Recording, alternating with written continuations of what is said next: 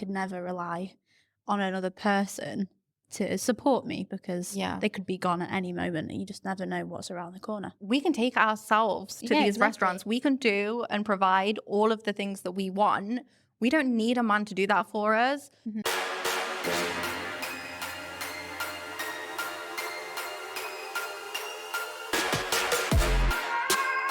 Welcome back to LustCast. Today we're asking if men are intimidated by strong, independent women.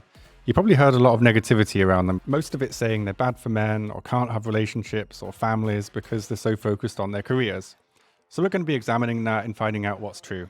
But before we get into it, please remember to hit the like button and subscribe to my channel. And if you really like what you're hearing, please consider taking out a paid subscription. It's only $4.99 a month and you get bonus content and uncensored versions of my podcast. Joining me to unpack the reality of dating strong women is Amirah, Leia, and Amber O'Donnell. How are you both doing? I'm good. Yeah. I'm very good. It's good to be in Retford.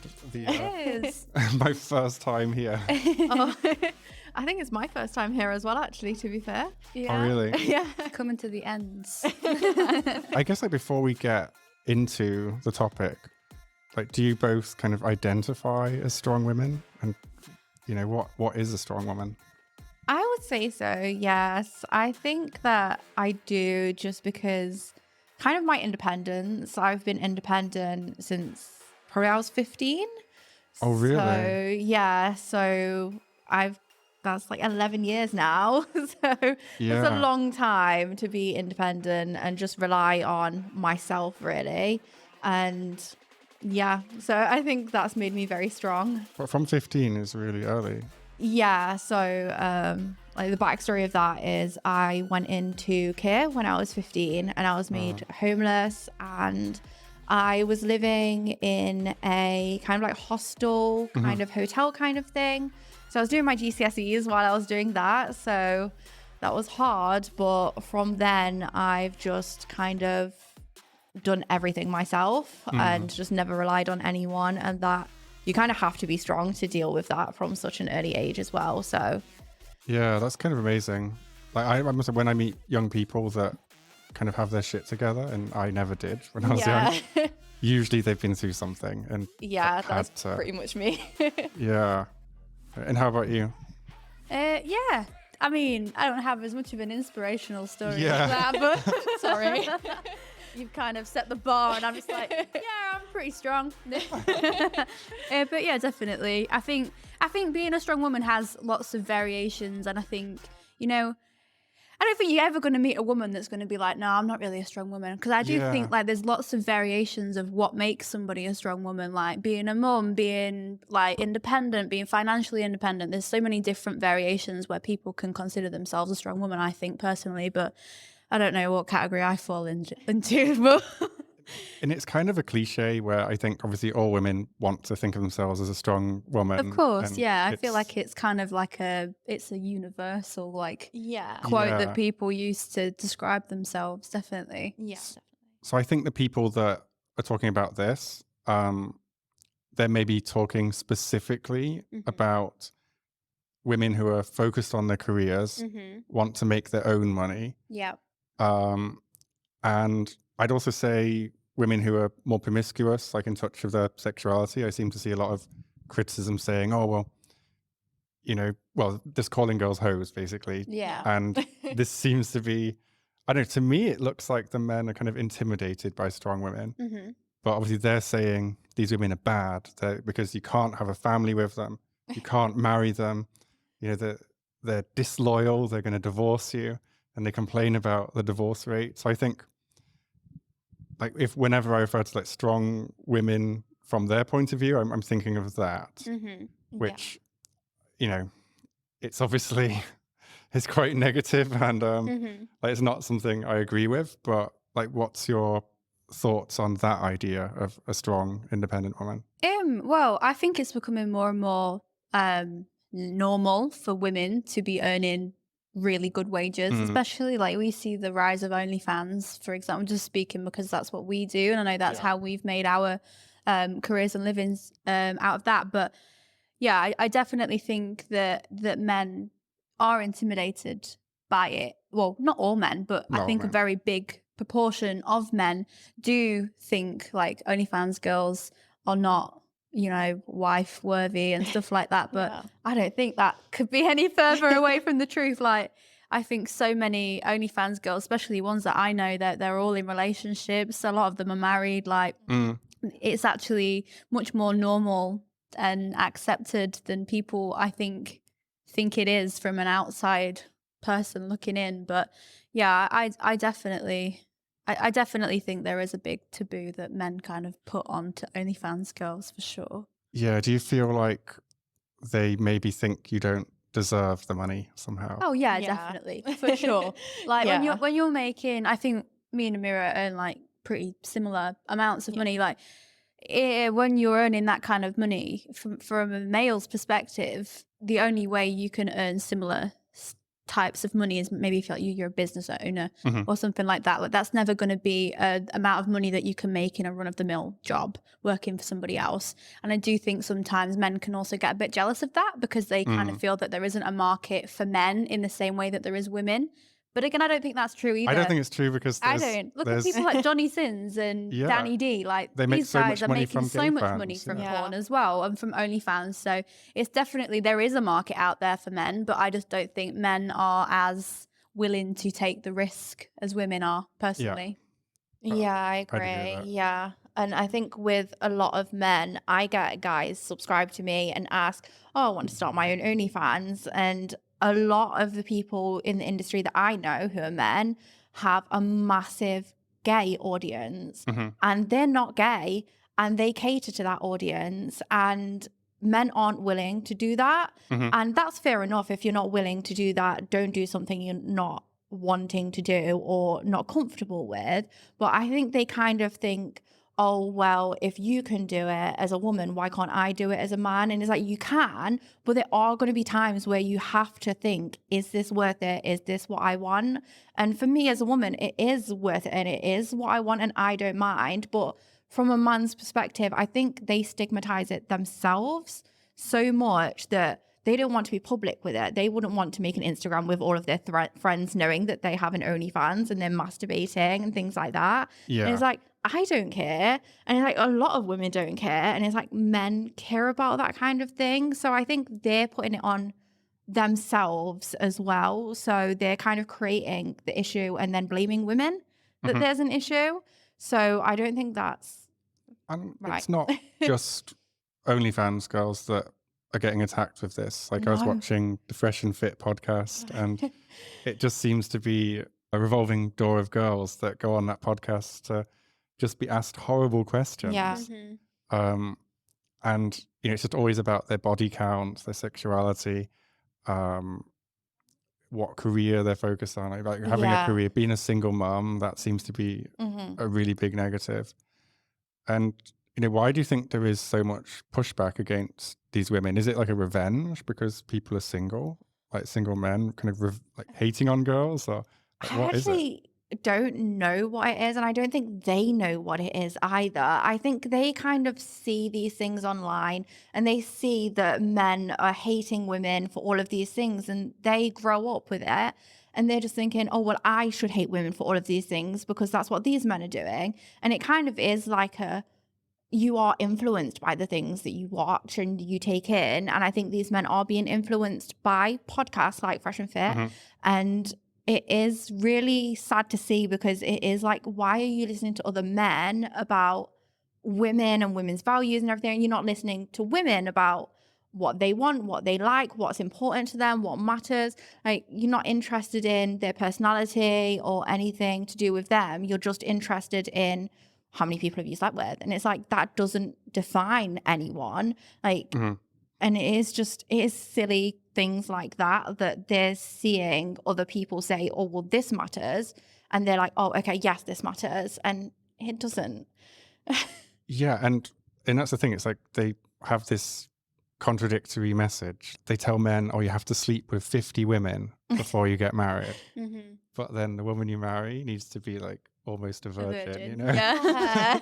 It's like, I think what as is well, that? like similar to what you were saying, a big person I think that's been quite negative in the viewing of women is Andrew Tate. Yeah. Like, and especially for the younger generation. Like, I know Andrew Tate says some He says some really decent helpful things. Yeah, he as does. well. He says some good things about, you know, mental health, motivation, things like that. But we can't then overlook what he says about women because he says some good stuff. Like, we do have to kind of look at him as a whole and think, okay, he might say some good things about like XYZ, but he also says really derogatory things about women. And Yeah. when you've got such a influential platform such as Andrew Tate, you're kind of poisoning the minds of the next generation. So when he's saying like, if a woman slept with even like 2 or 3 people, she's no good. Like, these people, these younger generation are growing up thinking that that is like the norm. And I don't understand how, like you said, it's okay if you slept with 50 women, but a woman that you want to marry has only got to have slept with like one person. Like, it's just not plausible. And I think it's just kind of setting a really terrible standard for like the future generations that are growing up with this kind of influence. Yeah, it's really insane. And so I think let's just like recap kind of what a strong woman is and if it's a good or bad thing. And I'll be the token guy, I guess. Mm-hmm. So I guess like what we're saying is if a girl makes good money, Mm-hmm. I would have thought that's a positive. And I'm Yeah. sure as a woman, Yeah. it's a positive. But you're both young. Like, do you see it having like a negative implication in future? Like, would Doing OnlyFans just making or good just money? making good money? Yeah, because obviously, like, if you stopped working, like, regardless if it's OnlyFans or not. Yeah. I don't see how it's ever negative to earn money. It's never, if a man earns good money, it's always like celebrated. Yeah. I don't see why it's any different for women. Like, at the end of the day, if I can afford to be financially independent on my own, that's always going to be a positive thing. And I don't see how that could ever be seen as a negative, personally, in my opinion. As well, with the future implications, a lot of us invest. So I've started investing into stocks and shares for my pension. I have Smart. a cash ISA. I have a mortgage on my house. I've bought a car. Like, I've been really, at the start, I wasn't smart with my money. I'm not going to lie. Like, I'd never had money before. And I got loads of money and I was like, oh my God, I'm going to spend it all. So I did. And then in the past year, I have been really financially smart with my money. And I've spoken to other girls that do OnlyFans and just in the porn industry. And we are very smart with our money. And that's helped me speaking to other girls as well, seeing what they're doing. And it is kind of like you set yourself up for your future with what you're doing now. And you can carry on doing it for years and years if you want to, but you can also set yourself up so you can retire early, own your own business, which is what I want to do, and like do property investments. There's so many things that you can do with the money that you're earning now. I don't think it could be a negative thing. I think Yeah. a lot of girls that, especially in this industry, kind of we're all aware that OnlyFans isn't possibly going to exist forever. Yeah. We all know that. We're not stupid. It's shaky, isn't it? It could Yeah. be dropped. I mean, we had a scare like a year ago where they was like, oh, we're getting rid of all adult content. We're all not stupid. Yeah. I know people don't give us credit for that and people think we are stupid, but we're not. And we're all very aware how easily we could get dropped. So I don't think you're going to meet many girls, especially in this industry, that don't have a business mindset. And I think a lot of girls, well, this is how I see it anyway. I see all the money that I earn from OnlyFans just as capital to invest in different things. Like, I don't use it thinking, oh, this is forever now. I'm going to be earning 30 grand, 40 grand a month every month for the rest of my life. I'm not that stupid to think that that's going to be the case. But what I can do is save as much as I can and invest it into other things to ensure that if, God forbid, anything did happen to OnlyFans, it's fine because I've got other things to fall back on. And I think a lot of girls are clued up enough to know that. So yeah, I don't think people give us enough credit for that. No. Yeah, for me, it like, I mean, I've almost every partner I ever had has, you know, I've earned a lot more money than them. Not all of them. And when I've dated someone that's made more money than me, it's been a bit weird. Yeah. Like, been quite weird, especially when I was younger. Like, as an older man, that hasn't really happened, but when I was young, Yeah. it happened. And it did feel a little bit like you were going out with your mum or something. Oh in a my weird God. way. You know, not I because like know. she was older, but just because you felt like if it was going to like a restaurant that I couldn't necessarily afford, Yeah. she was aware of that, Yeah. so she would pay. See, this is And I why was as like, well, though, that I what do is think this? it's more of a male perspective Mm. because obviously you're saying how you feel when you date a woman that earns more money than you. If I dated a man that earned more money than me, it would bother me in the slightest. No. But for you to say that it does bother you just shows that maybe it's like a societal thing where it's kind of Yeah. like men are seen to be the breadwinners in every situation, and when they're not, it's kind of kicks you in the ego a tiny bit. But Yeah. as a woman, I would never be like put off if someone earned more than me. So I do think that goes back to like stereotypical like norms and stuff. Yeah, absolutely. And I'm like a very self-aware person, so I was like, Yeah. okay, this feels weird. Feels quite, I guess, feminizing is the best way of putting it. From the Yeah. other perspective as well, for the past 3 years, I've earned more than everyone that I've dated. And I've never thought of it in an uncomfortable way. Mhm. Like, Yeah, me I've neither. paid for everything. I've gone to restaurants I know they couldn't afford to go to, and I've paid for it. And I haven't even thought twice about it. I've just thought, I like this person. I like this restaurant. Let's go. Oh, that's where I want to eat, so that's where we're eating. Yeah, and I've it's got to Yeah. cover the never bill. I'll bothered cover the me. bill. Like, I think Yeah. you do kind of get in that mindset, don't you? Where it just doesn't bother you. It doesn't bother Yeah. me. I Mm. could go out with anybody, and if like you say, if I want to go to a certain restaurant and you can't afford it, I'll just pay for it. Like, it's not a big deal. I just want to enjoy my time with that person. Yeah. And if that means I have to pay for it, then I have to pay for it. It's not the end Yeah, of the world. definitely. Yeah. Have you ever dated guys that felt uncomfortable because you made more money than them?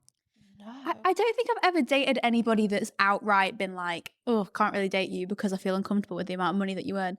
But I have dated people in the past that have been a bit like, you know, like they've kind of felt a bit down maybe every now and again, being like well, it just makes me feel a bit shit sometimes that you earn all this money and I'm only earning this, that, the other. But I just think it's silly. Like, Yeah. genuinely, from the bottom of my heart, I can't express it doesn't bother me at all. Like, I am very aware that the amount of money I make, there's a very, very small percentage of people in the world that make that kind of money. Am I allowed to ask how much you both make Last month, I made 42k in pounds or dollars? in pounds. Wow. So it's like, impressive. it's a lot. And Yeah. I am very aware that there isn't many other jobs where you're going to earn that amount of money a I month. mean, Yeah. that's like most guys, that's more than most guys a year. That's Yeah. that's what I mean. like- And you know, yeah. and I'm very fortunate to earn that amount of money, and I know I'm fortunate to earn that money, and I'm very grateful for it.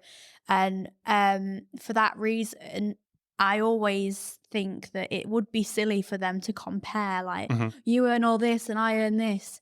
I earn more than a lot of people. And Yeah. it would be very hard for me as a person to find somebody that was evenly matched without me then being called a gold digger as well. Like, Yeah. so it's kind of like you can't ever really win. But This was my next question, because the thing that like guys usually say to each other is that a girl will never date someone, like most girls, not all, but most will never date a guy shorter than her, yeah. poorer than her, Yeah. or oh, I forgot the third one. They're the two important ones. I think it's just personal preference, isn't it? Yeah. Like, I don't think I'd date someone shorter than me, but I wouldn't mind if they didn't earn as much as me. But it goes down to personal preference, because I know lots of girls that would date someone shorter than them, but I am really small, so Yeah. that's not really Yeah. a It's not problem that hard. I stumble across very often. But yeah, I don't think there's many 5'2" men out there. Yeah. No, I've definitely met girls, like most of the girls I know, but I mean, I'm in Eastern Europe, so it might be a different culture. You know, if they have a good job, they're not dating someone below them, you know. Oh, I mean, don't care. I think as well, like there's a difference between dating a bum and dating someone that earns less than you. Like, Mhm. I wouldn't date somebody that had no work ethic. Like, I think there's a very big difference between somebody that earns less than you and somebody that doesn't want to work. Like, there's a very big difference. Yeah. And I don't think it's the be all or end all when someone earns less than you. But like I say, if you're with somebody and you just think they are just a dosser, like, then yeah, I wouldn't date someone like that. But Does it ever happen where the fact you make more money than them can turn them into a dosser by accident, like inadvertently? Probably does happen. Yeah, I can see why it would, but but then if you flipped the situation, like if I was seeing a guy that was earning 40 grand a month and he was like, "Oh, you don't have to go to work this month," I'd be like, "Okay, Yeah, no problem, yeah. I won't." calling my Like, boss like I quit. yeah, I'd be like, "Bye, I'm not coming in tomorrow." But so I do get what you're saying. Like there is a chance that that could happen, but I think when you have work ethic, that's something that's kind of ingrained in you as a person. It's not something that you can just kind of lose overnight. But again, like I say, if we flip the roles, no one would bat an eyelid, would they? If your boyfriend earned 40k a month and said, "Oh, you don't have to work anymore," they'd be like, "Well, obviously you earn 40 grand a month. Like, of course you do that." But then that's I feel like a for massive women, trend right now as well on TikTok. I don't know why I keep getting it on my For You page, and it's like stay-at-home girlfriend, and I'm like, oh, it's like fun. This sounds interesting. Yeah. So it's like, I think it is like the stereotypical thing of where it is a stay-at-home boyfriend, people are going to look down on that. But if it's a stay-at-home girlfriend, people don't really look down on it as much. And it's like, you can be either. Back to like the societal norms, though, doesn't it? Because like it's kind of normal for a woman to want to be a housewife, but it's not normal for a guy to want to be like a house husband. Like, that just doesn't. I would say it's not normal for a girl to want to be a housewife now, but there is this resurgence of it with the trad wives that are on TikTok. But like if you did see someone and they were like, "I'm a housewife," everyone would be like, "Oh, okay, nice." But like if it was like, "I'm a house husband," they'd be like, "What? You let your wife pay for everything?" They'd just be like, yeah, straight away. They'd and have they're never just a housewife anymore. They're always like housewife / they have an Etsy store. I was literally They always have some little hobby that makes like a little bit of money. Well, can you imagine how boring it must be though to do nothing all day? I literally do nothing. I couldn't. I'm staying with my sister at the moment, and she has a 3-year-old. Yeah. And I mean, she works as well, and her life is just so full on. I think I've tried looking after her just for a few hours. Yeah. And it's so intense and so full on. It's so much harder than any job I've done in my life. I can imagine. So I don't know how a full-time mum could be with even one kid all day. Yeah. I think I'd need some Botox if I had to do that. Yeah. It'd make you wrinkle so much. It would make me wrinkle very fast. I just have dogs and that's hard enough dealing with those. I don't think I could deal with a child. Yeah, it's really fun hanging out with her, I must admit. It's the first time I've been around a child so much. So it's yeah, it's really fun, but my God, it's intense. Yeah, I can imagine. Yeah. People that think housewives easy job. No, I don't think so. I definitely don't think so. No. No. But yeah, that's really encouraging on money. It's not what I expected you to say, actually. I expected you to be more in line with the stereotype. Like, to be honest, I wouldn't want to date a guy. Really? Yeah. This is another thing as well that I feel like people stereotype. Like, and I was basing it purely off my friends. So yeah. Maybe I've got bad friends. Like, not the best people. Friends. Yeah. Yeah, I think it's a massive stereotype for women to be judgy, and I don't think that's as common as you might think. No. And I think if you actually like had a conversation with like a big like group of women, I think a lot of them would have like similar.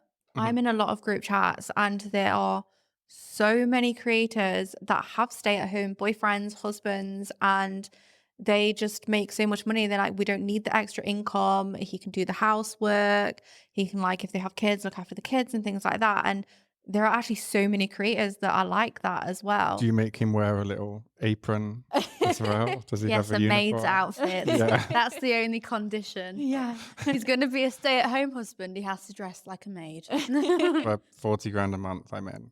Yeah, literally. Right. It's fine. We'll cosplay it. Yeah, so I was going to ask you for like tips on if you are dating a girl that makes more money than you. Like, do you have advice for guys when they do come across that?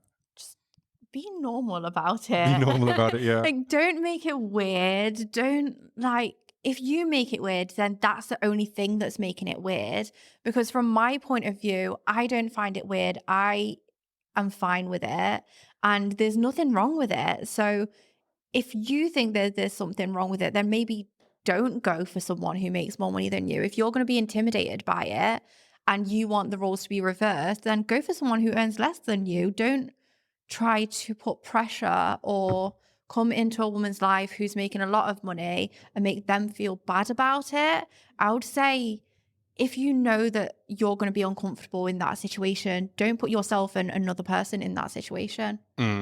Yeah, I think that's really, I think that's fair, because I do think like you got to kind of respect that it's not her problem that she earns more than you, and for you to get like kind of arsy about it, it's not really fair, because again, if the roles were reversed, I can't ever see a woman being like, you earn so much money, I hate it, like, and that would never happen. Yeah, so. I don't think I hate it, but I think I think it can go like one of two ways. Like in one way, they can feel Emasculated. Yeah, like hurts their and this is only the way I've seen it happen a few times, is that it doesn't take long for the man to start calling it our money. You know, that can happen really, really quickly. And you know, his friends, when that happens, it's like, what's he doing? Or he can like just start behaving in a quite an entitled way, which is quite strange. It's a really strange thing to see. It's never something that I've ever seen firsthand, so I can't really comment on it. Like I say, I think everyone I've ever dated has been like pretty accepting of it, to be fair. Yeah, like guys I've dated have been excited about it. The opposite. They've been like, you earn so much money, we can go to nice places. And it's like, he can go to places that he couldn't have gone to before. And it's like, I don't mind that I'm paying for it. He likes it. I like it. Like, it's fine. Yeah. I mean, for me, I don't care how much money a partner makes. And maybe these discussions are kind of reserved for online only. And when you meet people in real life, it just doesn't work like that. Because and even with my friends, the ones that want to date someone on their level is what they call it. Yeah.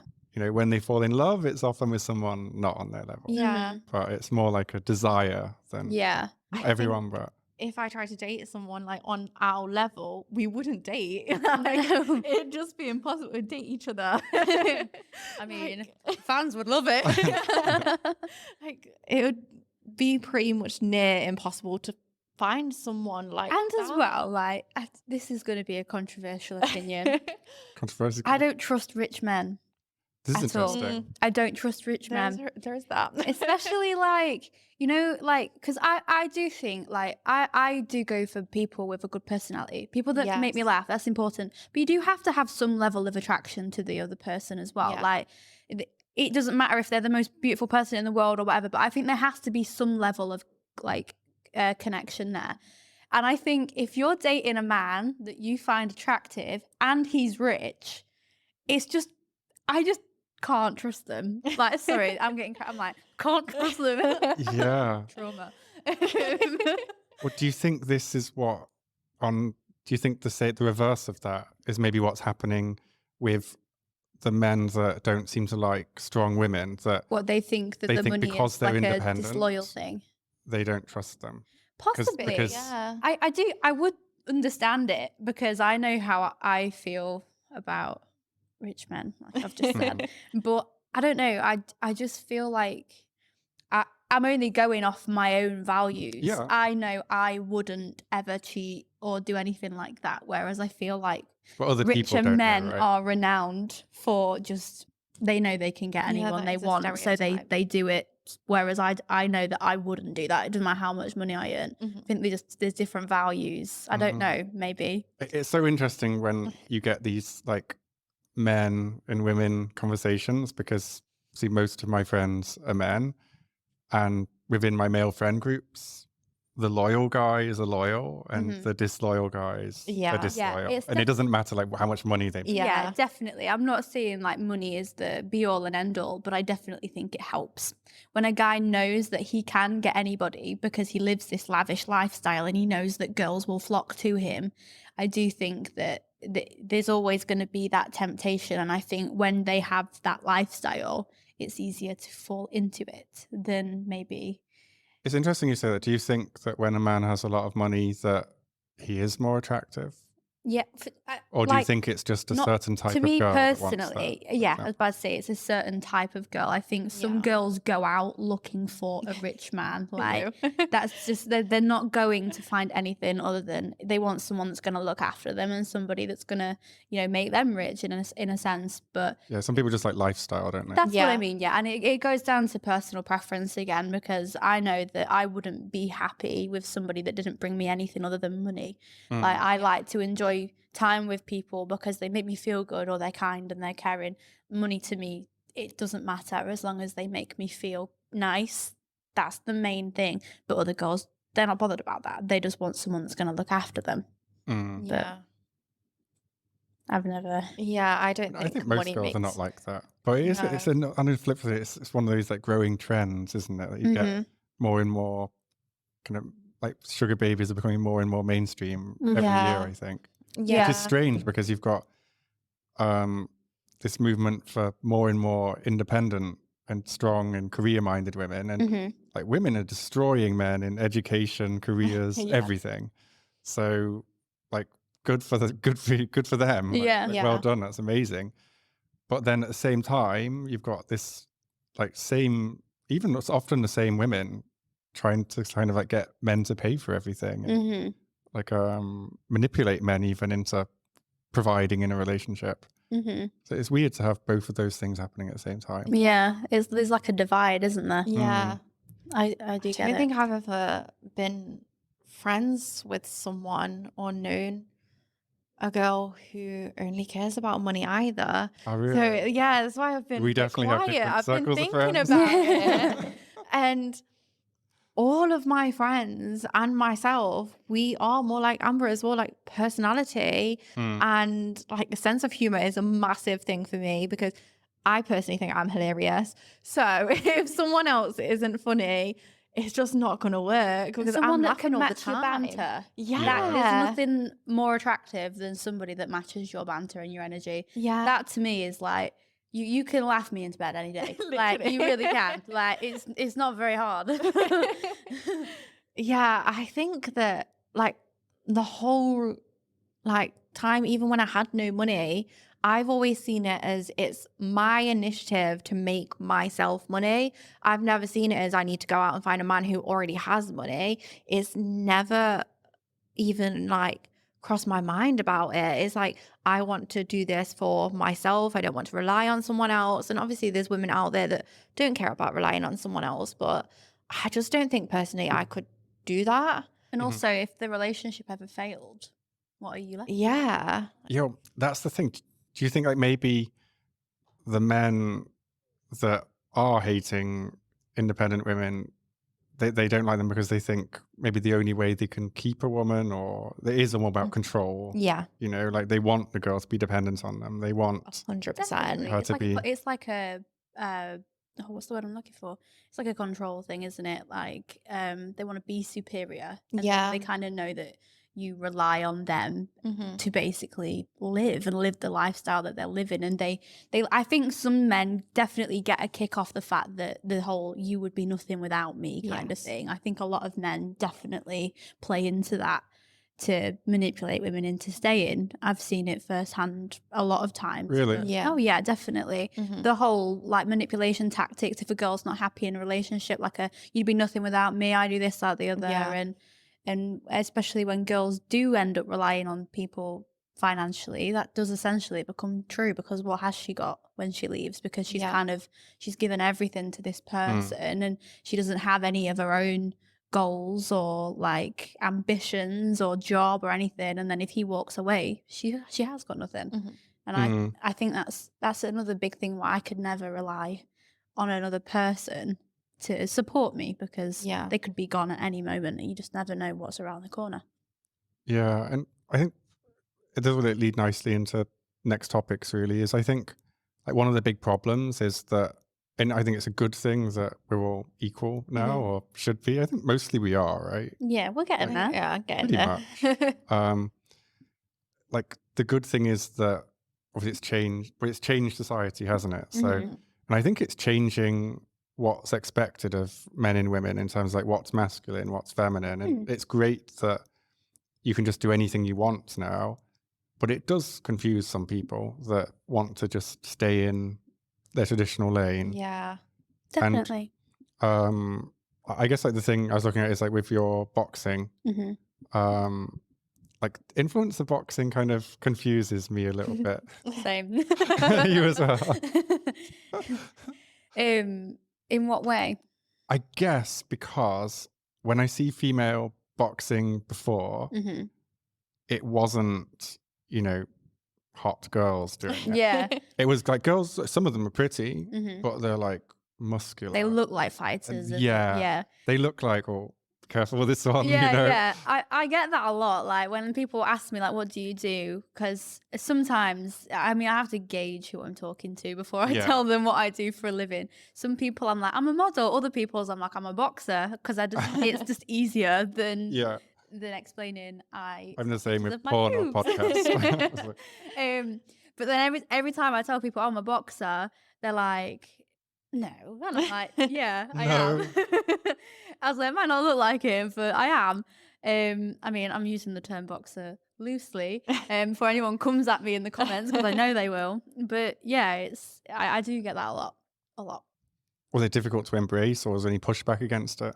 No, I did boxing way before I even did influencer boxing. Really? It's something I've always done, yeah. Okay. I've grown up around boxing. Like my dad is a boxing fanatic, and so is my mum. So that was kind of like, we didn't watch football at the weekends. We watched the boxing, and that was something that I've always grown up with. And I think like when I left school, I kind of thought, oh, I wonder if I could like give this a go. So I just started doing it for fitness and enjoyed it.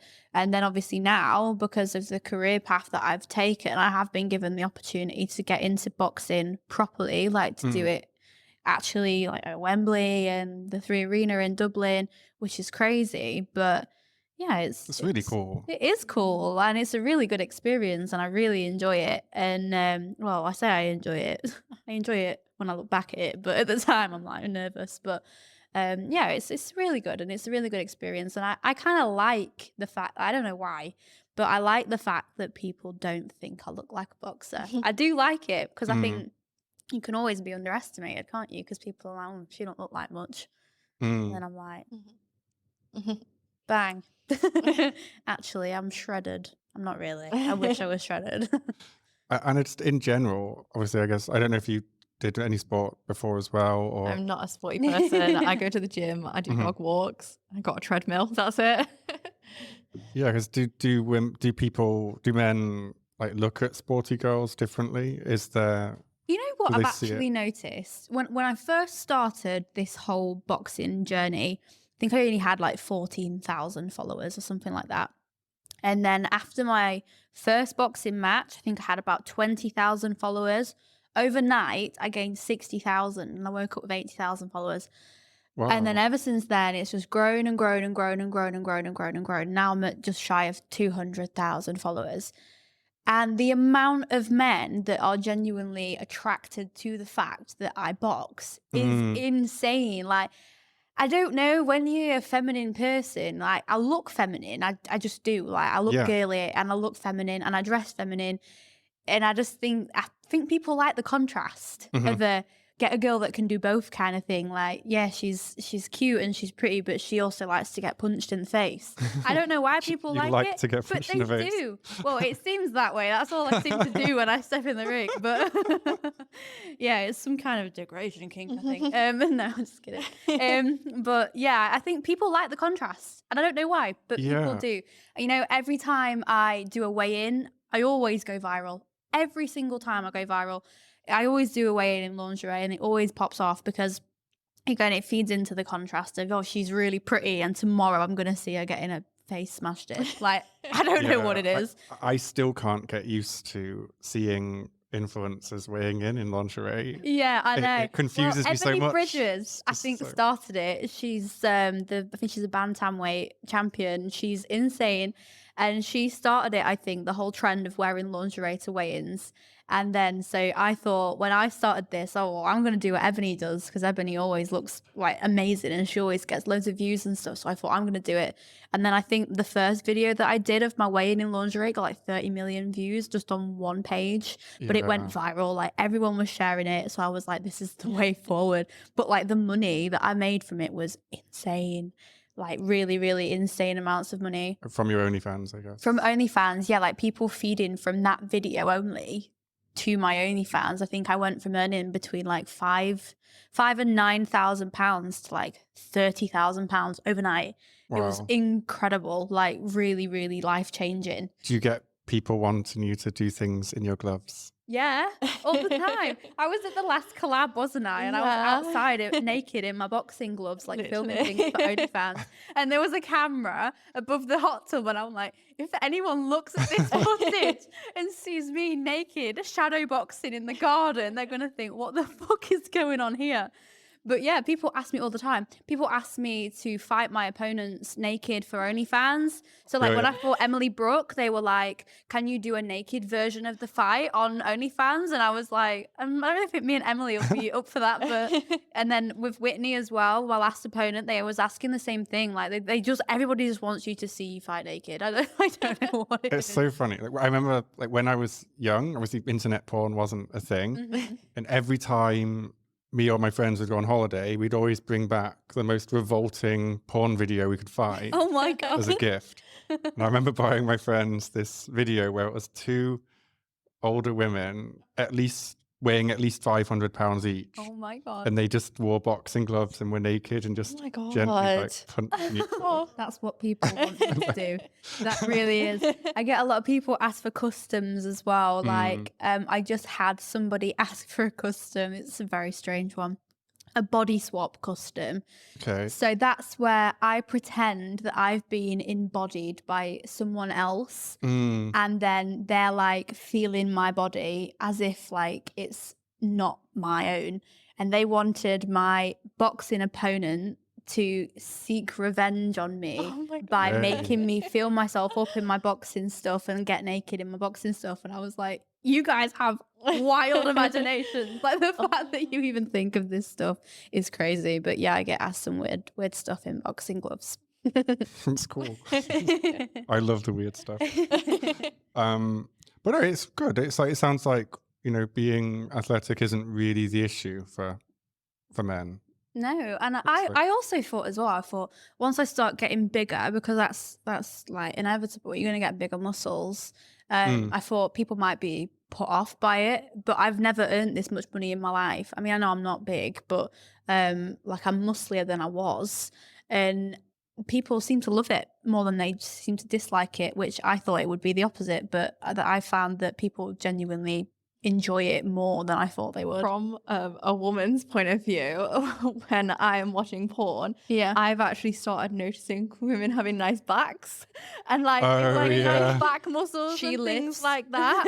And it is like, that's what I'm like kind of training towards now. And it's like, okay, having a nice back is something I want. And then I found myself just looking at backs when girls like riding reverse cowgirl. I'm like, nice back. And I'm like, wait, no, that's not what I'm here for. That's not what I'm meant to be looking at. It is a thing. Like even from a woman's perspective, it is like a toned body. That's what I like. And that's like the one body part I didn't see as an option on Pornhub. I know. I'm a sucker for hands, me. Really? You know a guy's hands? I don't know what it is, but you know, like, I mean, I'm not saying that I've done this, but if I saw a guy's hands, I would get distracted and I'd be like, wow, those hands are amazing. I don't know why. And what do you look for in a hand? Big hands. Hands that could swallow my face. Literally, yeah. If it looks like a foam finger, I was going to say. Good. like in Gladiators. Yeah, literally. Brilliant. Okay, so okay, we've gone off track. Yeah. Strong women. So I guess I think it's worth talking about education as well, because a lot of, I don't know, maybe with more and more girls being better educated than men, like maybe that's also feeding into this. Do you think girls would date someone that's less educated than them, or do you think that's maybe a no-no? Because there's not a lot of men are not going to university anymore. they're just not going. I like intelligent people. Mm.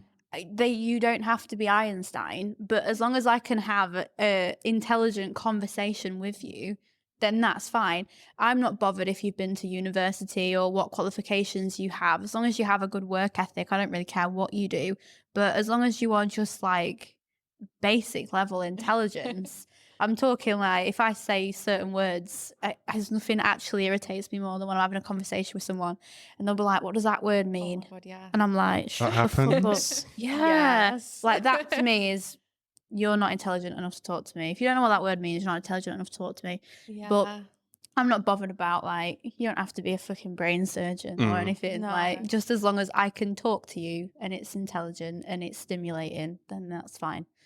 But university and that don't bother me. Yeah, I agree. I don't think you have to go to university to be intelligent or have like hold a conversation about, I don't know, like politics or something or things that are going on in the real world. Like if you're up to date about those kind of things and we can actually hold a conversation like Amber said, then it doesn't bother me if you Just have a has degree to or be not. interesting, doesn't it? Like, Yeah. like you say, like talking about things that happen in the news.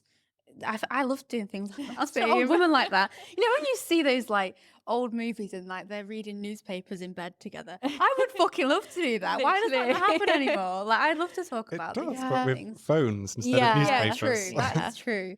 But yeah, I just think you just got to be interested, aren't you? Yeah. Yeah, and just with in terms of general intimidation, do you think some men are intimidated by you? By us, Hmm. like, do I think men are intimidated by me as a person? Hmm. I don't know. I can't Maybe look you at only meet the myself. ones that are not intimidated. Yeah, maybe. To be fair, I don't meet many different people, but I I see myself as a really approachable person.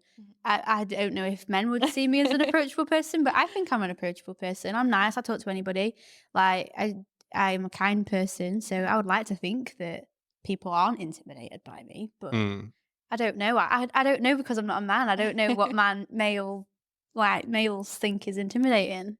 Yeah, I think so long as a girl doesn't have resting bitch face, then I have that. then- well, That's I Then we're didn't know normally I fine. had that either until about a year ago. You're really bad, actually. I know. Really? I know But now. you seem so friendly. Exactly. When That's we're what at I collabs, always you'll be on your phone thought. and she'll be like, Literally, I look angry all the I'm time like, when "Are you I'm not okay?" speaking.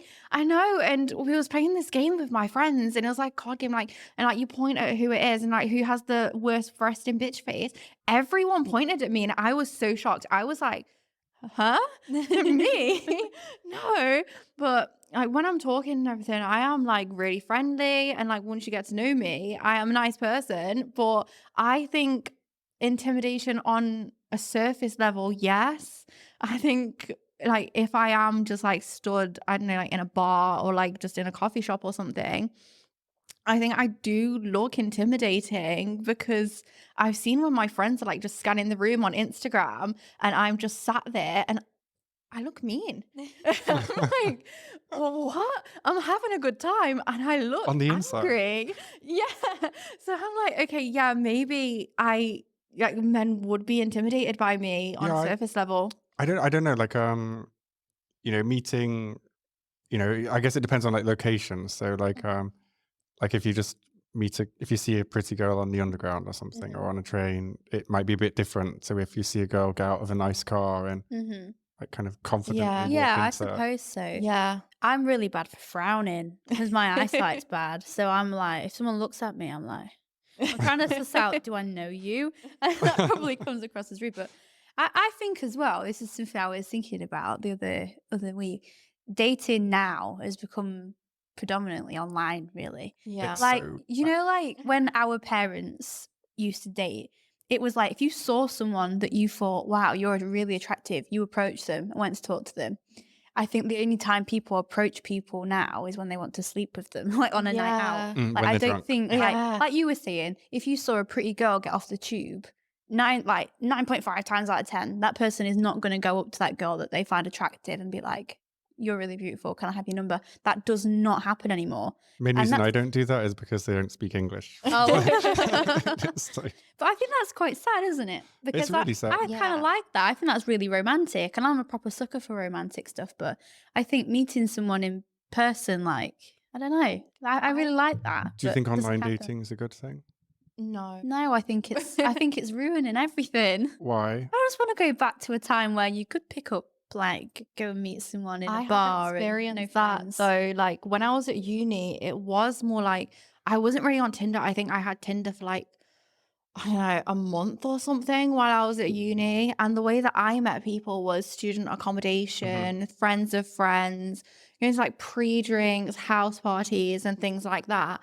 And that's how I met. I think I went on one Tinder date, and everyone else I had met in person that I've ever dated. And I've been on quite a few dates, to be fair. And I've always known the person before we've been on a date, even if it is just a meeting and we like follow each other on Instagram or something like that. So I think that I've always experienced that. So for me, if I was to go online dating, I have tried it and I would hate it. I hated it. Do you choose different people based on if you're dating online or offline? I think you Yeah. can see someone's personality more in In person. person, yeah. Whereas like on text, like when you're texting each other, sometimes it doesn't come across maybe as it should do in real Probably life. mostly just ChatGPT now. Exactly, yeah. But yeah, I think if you was to meet someone in person, you've got much more of a chance of having a genuine connection than you do if you meet Yeah. someone online. Because like I say, like the way people talk over the phone and on text isn't always a true representation of how they actually are in person. Whereas if you know them in person, you kind of know what they're like before you start chatting to them. Yeah, like I sound incredibly abrasive and rude by text. Yeah, And I try can do really hard not sometimes. Yeah, to. but- same. And I'm the same. I try really hard to sound how I want to sound if I was talking to you in person. It Yeah. just never comes across the same. Yeah. And I think that's why I much prefer seeing people. And I kind of wish that we could go back in time and have that whole like romantic thing where you see someone pretty or you see someone attractive and you go up and approach them. But I just think that's not the world we live in anymore.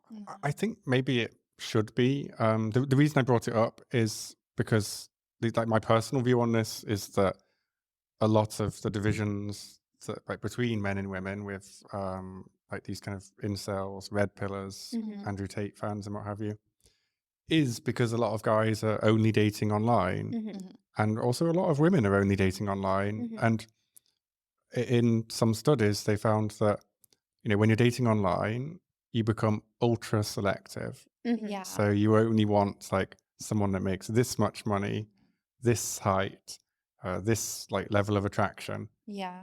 And from what I read, I don't know how true it is, but one psychologist said that it's because obviously meeting a stranger, you don't feel safe. So you kind of naturally pick the most eligible man, thinking, oh, that will be safer, like deep down. Yeah. I Whereas think in as person, well, it's like the halo effect. You see their friends, the personality, Yeah. and your like someone's attraction. It changes just because you know them and you yeah, see. I was about to say Yeah. something similar. Like, I've never been on any dating site. I've only ever been on Tinder. And obviously you're swiping, and you're just looking for someone you find attractive. Yeah. You could have swiped somebody that in person would be your perfect match. Like you could have swiped 5 people that would have had a better connection with you than the person that you found most attractive from their pictures. Like, because most people wouldn't give someone the time of day that they didn't find attractive. But like, just because they're not attractive in that picture doesn't mean they're not attractive in real life, and doesn't mean they're not personality wise a really good match for you. And I think like it kind of like shuts the door on possible you know, relationships, because you just don't give people a chance. Like you go for what you say, like, is your perfect match? Oh, he's not tall enough, swipe. Yeah. He could have been like the nicest person in the world, but you've swiped him because he wasn't tall enough. I think it just kind of, I just think it's bad. I really think it's bad. Yeah, it's incredibly toxic, but it's so Definitely. easy just to Yeah. go on Tinder. Yeah, I Yeah. can see why people do it, and I can see why people hate it. There's pros and cons for the both of them, but I just think it's dead toxic, and I think it's always just shutting down doors for possible relationships that could have been amazing, and you just will never know. So tell us a bit about what it's like to be an OnlyFans model, and how has it changed people's perception of you? I am I allowed to swear on this? Yeah. Okay. I've swore loads. I was Yeah. thinking I have I've such given- a bad mouth. Like, and I'm like, This is why I'm selling the membership now, because I've given up every time. I think, okay, I'll get ads on this one. And that's what I was thinking. every time someone says something nasty or too sexual I or didn't want you swearing, to have to keep going beep over my so I just given up. It's like, just Okay. someone support my content if you want to. So I used to just get called a slag before all the time. A slag, Why? a hoe, a whore, everything. Because I have big boobs and I'm not afraid to show them off, basically. So I'm like, always got called like every name for that. And even though I wasn't sleeping around, like I think I've had one night stand in my life. And like I've just been called like every name because I post, like, even before doing OnlyFans, I post like sexy pictures online, like thirst traps and things like that. And I was just like, oh, so people think this of me anyway. So when I actually transitioned into doing OnlyFans, I never had that thought of, oh, what are people going to think about me? Because they already thought that about me. So I guess I was kind of lucky, if you can say that, in that sense of moving on to that, because it's like, well, you're going to call me that whether I'm doing OnlyFans or not. So might as well make money from it. So yeah, it's not changed anyone's perception. They already thought bad things. Oh, In my hometown, I had like the complete opposite. So people liked me as a person. And when I started doing OnlyFans, then I was getting called a slag.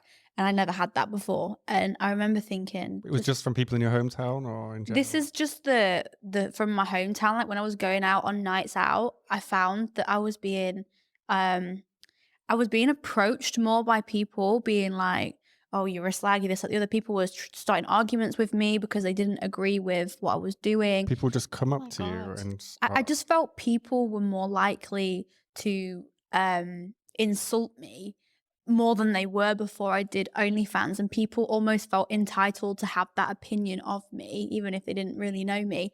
And I found that I had to delete all my personal social media because I was getting attacked all the time. And Wow. I was getting like Was that more from men or women or? honestly both. Like it wasn't more specific to either. I was just constantly finding myself, like I'd go on Twitter and people from my hometown would be saying nasty things about me really unprovoked, like I hadn't done nothing to Like warrant people you it. knew? People I knew, yeah, people that I used to be friends with. And I found it really mentally draining to go on social media and to be constantly seeing that harassment almost. So I deleted everything. And I thought, if I'm going to be successful at this, I just need to cut it off and make it completely separate. So that's where I made a new name, like Amber O'Donnell. That's not my real name. But that's where that came from, because I thought I need to have it to be completely separate from me as a person. And so for that reason, I don't have any social media that's personal for me because of this. And I thought, if I'm going to be committed to doing OnlyFans, that needs to be completely separate from my personal life. And ever since I've done that, I found that everyone's just completely accepting of it now. And nobody, if I go out in my hometown now, people like asking me about it and they're almost interested about it. And I get quite a good response now. I think it helps as well that, like, not to toot my own horn, but I'm quite big in the industry now as well. So like people kind of think it's cool. Whereas before, when I only just started it and I was only earning like $2,000 a month or something, people were like, oh, she's a fucking slag for doing this, that, and the other. Whereas when you start earning big money, they're like, oh my God, like, how do you do this? Blah, blah, blah. And they seem to be more interested, which again correlates to the fact that they perceive how acceptable OnlyFans is depending on how much money you make from it. It's like, if you make $2,000 and you're selling all your nudes online, like, that's disgusting. If you make $40,000, it's like, wow, that's amazing, good for you. And their opinion differs, like, depending on how much money you make, which I think is bizarre. Yeah, I've definitely noticed that. For sure. Like, if you see smaller creators, Like I was a small creator at one point, and when I was a small creator, I was hounded with hate. And then as soon as I got bigger and I got more popular and I was in the news and I was doing the boxing, everyone now thinks it's amazing, and all they want to do is ask me questions about it and be like so interested. Whereas before I got hated on for doing the exact same thing but just not earning as much money. So it really does change people's concept of you depending on how much money you earn, which is crazy, but Yeah, it's very bizarre. really bizarre. And 'cause I was going to link it back to obviously like on the Fresh and Fit podcast and on the others, where they seem obsessed with girls' body count and just her sexuality in general. Yeah. It seems like if a woman is open about her sexuality and, you know, just like proud of what you do with your job, or, you know, if a girl's slept with a lot of people, it seems like that's a problem for some men now, whereas it wasn't 10 years ago. Yeah. It's I like- don't think anyone would have cared at some point. Like, yeah. I see more and more people asking the question, and I think as well, I don't know if you felt the same, but people seem to think that all OnlyFans girls are like sleep with everyone. Yeah. And that's like so not true. Like, I think my body count, I could count it on one hand. Yeah. And like, people think that I've slept with like 50 people just because I do OnlyFans. And I'm like, Only 50. People probably think mine get is married like once you- in the hundreds. And I'm like, Yeah. no, definitely not. No. That's not the case at all. But I think they just kind of think you're easy, you're a slag. Like, people, And even if you are, who cares? Yeah. Like, it's not your problem. Like, Like, you're how not is- trying to marry this woman. Why do you care? Exactly. My body count has got nothing to do with some random person in bloody Sheffield. Like, it doesn't affect them directly how many people I've slept with, but for some reason people seem to be bothered about it. So weird. You know, I hadn't heard the word slag for like 10 years. Oh, really? Yeah, because I've been in Hungary. Like on my It's- TikTok it's- comment section. I hear the word slag every day. It's so British. Oh, yeah. It's like- Yeah, I feel like hoe is like I'm secret- American American, universal. yeah, I'm But- secretly enjoying the word slag. It's just so satisfying to say, and it sounds sounds so nasty. Whereas I think slut has kind of become positive for a lot of girls now. Yeah, I'd be like, yeah, that's a slut. Reclaiming these words. Flipping them on their head, Yeah. making them something positive. Yeah, I slag. feel you like can't. slag you can't. You're a fucking Like, slag. you That just slag. cannot be in any way. Nice. Yeah. But I mean, even if you're not promiscuous yourself, you must have like friends that are promiscuous. And Yeah. do guys change towards them? No. Because some men would say that, oh, if you sleep with a lot of men, then somehow you don't have respect. No. Like, I have friends that have slept with a lot of guys and they're in long-term relationships with guys who have slept with a lot of girls or guys who haven't slept with a lot of girls. Like, I think online this matters way more than in person. 'Cause in person, I don't think I've ever been asked like how many people have you slept with, unless it's like friends gossiping and things like that. But like from a man, they've never asked me how many people I've slept with. Like, I don't think anyone cares. Yeah, I mean, I don't care, but I mean, I've worked in the porn industry for 10 years, so I'm so desensitized to all this stuff.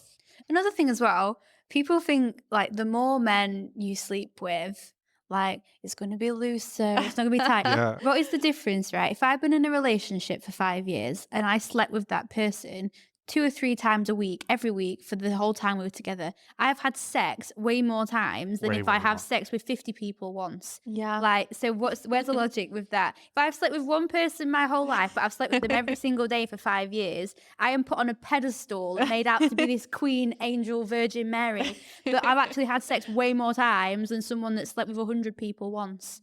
But people don't there's no brain cells when they There's do that kind of maths. Does it bother you if a man's had a lot of partners? No. It bothers me to an extent, like, but this again, it's personal preference. Yeah. If someone comes to me and was like, I've slept with 50 people and they're like in their 30s, that's actually not a lot of people. Like, when you actually put into perspective, you've probably been sleeping with people for like 15 years and you've slept with 30 people, that's 2 people a year. Like, that's That's really not a big deal at all. But like, if someone is like 25 and they're like, oh yeah, I've slept with 250 people, I'm like, well, you're a player, like, so I don't want to get involved. Where'd you find the time? First of Literally, all, like, do you not have any hobbies? Do you just dick down girls daily for fun? But like, I think it you have to put a bit of logic into it. But again, that's personal preference. I wouldn't want to be with somebody that has slept with loads and loads and loads of women just kind of for the sake of it. If you're going out and enjoying yourself and you're finding a girl, you're going home having sex with her, you've slept with 30, 40 people and you're like 30, I don't see the issue with that. Yeah. Do you think if you, like, regardless of your gender, do you think if you do sleep with a lot of people that it's impossible or hard to have a committed relationship after? no, definitely I not. don't think it's impossible, but I think there's definitely a stigma. Like I say, if I'm seeing a guy and he's the same age as me, 24, and he's slept with, I don't know, 100 people, let's just say 100, because that is actually a number that some of these guys have. I'm not looking at him and thinking, that's someone I could see myself settling down with, because to me, if you've slept with that many people in the space of 6, 7 years since you've been having sex, I don't know, to me, your motive is you go out, you fuck anything, and then that's it. I don't see that as a husband personally. That might be me being stereotypical and a bit Andrew Tate, but I think I'm being reasonable. Like, if you slept with 50 people, then I've dated a guy who I was number 51. Lucky me. Yes. Did he have a spreadsheet for it? Probably. I know someone with a spreadsheet. We actually got into a relationship as well. And it was kind of like just a normal relationship. Like, it didn't affect anything in our relationship, the amount of people he had slept with, other than there would be multiple girls when we're on nights out together that he had slept with in the same room as me, and that made me feel uncomfortable. I think that's the only thing. Multiple girls in the same room. Like, you know, if you go out and it's like, you can look at people and think, I know my boyfriend slept with her. That's not a nice feeling. And that's the same regardless. Like, if it's a woman and you're looking around thinking, oh, I know my girlfriend slept with him. That's not a nice feeling. Definitely. But like, I will never judge anybody by like having how many people they've slept with. But I think it can definitely impact, maybe, do I see this person as somebody I want to fuck, or somebody I want to be in a relationship with, or someone I want to be in a relationship with, or someone I want to marry? I think it does maybe influence that a little bit. Yeah. But I would never not like see someone because of their body count. But no, I think it's in context as well. So you're in a small town, I guess. We were at the same uni, and it was just like all of the uni events are like everyone goes to the same bars and things like that. So there was obviously going to always be girls there, and then he'd slept with girls in his friendship group as well. So I personally don't care about body count, but in context. So it's like, if he slept with someone in his friendship group, I wouldn't get in a relationship with a guy like that. And I wouldn't expect the same from me. Like, if I had slept with a guy in my friendship group and I was getting into a serious relationship, I wouldn't be put off by the guy saying, okay, I don't want you to be friends or as close with that guy, like one-on-one situations, things like that. Like, I totally understand that. So I think it is just like in a different context. Like, you have to think about it like in real world situations, not just this person slept with 50 people, because that didn't bother me. The other parts are what bothered me about it. Yeah.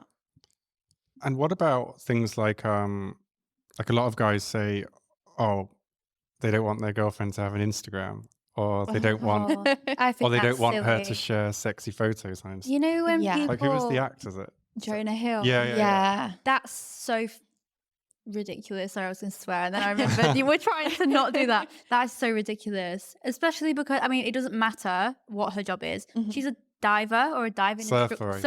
She's a surfer. Of course she's going to be in a bathing suit every now and again. That's like someone getting cross with someone that works at McDonald's wearing a McDonald's uniform and posting a picture on their Instagram. Like, that is, what is she supposed to wear when she's in the middle of the ocean? Like, of course she's going to be in a swimming suit.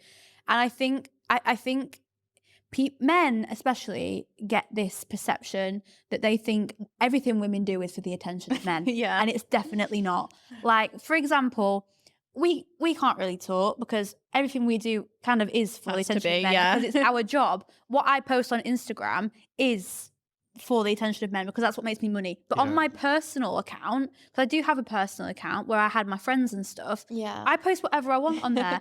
And sometimes I post a picture of myself when my boobs look nice. I'm like Yeah. posting that so that everybody flocks to my DMs and be like, please can we fuck, can we meet up, blah, blah, blah, blah. No, I'm posting it because I think I look banging in it. Yeah. But I think men think, oh, she's posting a picture in a swimsuit because she wants everyone to message her. Actually, she's just existing and wearing a Yeah. swimsuit. I think they're not necessarily concerned about the girls' behavior. They're just concerned that I think they think there's always someone better than them I think that they might know. show up in your DMs. Yeah, they know how sleazy men are. They know that all the men are going to flock to their DMs because it's something if they were single, they would also do. So they're bothered about other men. They're not actually bothered about the woman. They're bothered about the other men. And like you say, if an opportunity comes along where somebody more attractive, somebody richer, somebody taller, they're sat thinking, oh, maybe she could be swayed. It's just insecurity. think It's about that at massively, all. massively insecure. No, like I'm not thinking like if I'm in a relationship with someone, I'm in a relationship with that person. Like I've been in a relationship and I've had people who would have been my type, who are famous, who are rich, who have DM'd me and I've ignored it. I haven't even replied. So it's like, if you have that type of woman, then just be secure about that. Like be secure that, okay, there's always going to be someone more attractive, taller, richer than you.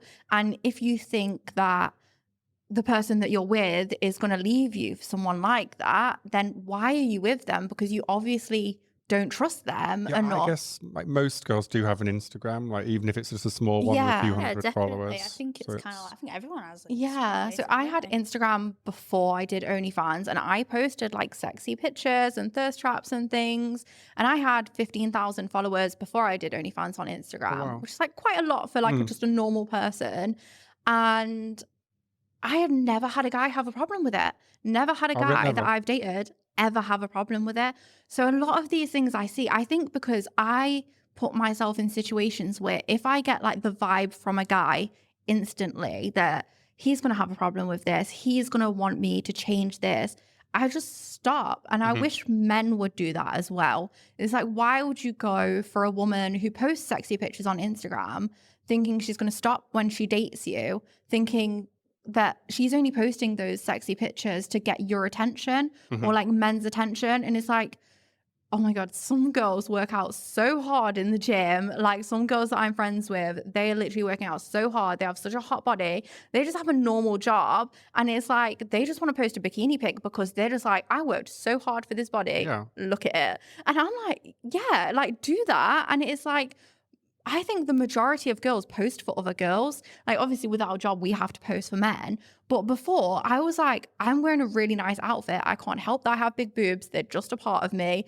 And it's like the men like the big boob part, the girls like the outfit part. And it's like, you can't help it. So it's like. Has being online affected your dating in any way? Not at all. No. And I think that every time I'm online and I see this kind of narrative, I'm just like so shocked by it. Because I'm like, why are men going after these kind of women if they don't want these kind of women when they're in a relationship? And I'm like, I just wish more men. Because plenty of girls just don't have social media as well. Yes, so many. And so many have just private Instagrams and things like that. And it's like, why don't you just go for a woman like that instead of trying to change the woman that you first were instantly attracted to and like wanted to date? And it's just so crazy to me because I've never experienced it. And like I've dated, like I started dating when I was like 17 and that's like almost 10 years now. And no one's ever had a problem with it. And I just think these things because maybe it's because I've always met people in person and not online. That maybe it's a bit different and they're just not like chronically online and seeing all of these things. Just don't meet people online. I guess if you meet someone from Instagram, you're gonna be like, oh, who else's DMs is she replying? Yeah, and it's just like it's just all in their head, and then it's just insecurity, isn't it? Yeah, and like worst most thing. guys I've dated, they're not on social media all the time. Like they have hobbies and interests offline. And I think that definitely makes an impact because they're not being influenced by other men's opinions on what a relationship should be or what your girlfriend should be like and things like that. So I think that definitely plays a massive part in it. But it is just when I see all of these things online and it's like, I've never experienced that. It's so crazy. I mean, I have. It's going when I date girls that are not in our industry. Yeah. It's a nightmare because at first they think they can handle it, and then about 3 or 4 weeks in, they start following my female friends. Oh my God. And like one of them, she started replying to all their stories, calling them whores. And I'm like, this was so embarrassing. That is embarrassing. It's like, this is my job and these are my friends. I'm not sleeping with them. Yeah. But yeah. And it's never affected it for you? No, No. never. I think like Just me. yeah.